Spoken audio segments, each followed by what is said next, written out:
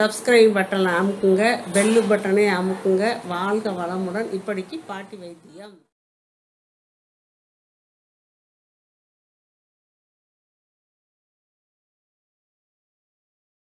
அறிமுகம் செய்வதில் பெரும் மகிழ்ச்சி அடைகிறோம்.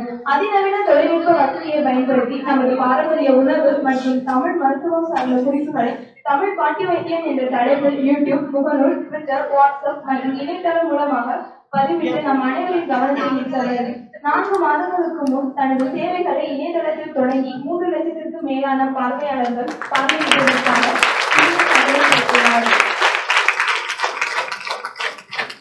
கல்விக்குழு அமைச்சர்கள் வெள்ளியார் ஆராய்ச்சியாளர் அவர்களுக்கு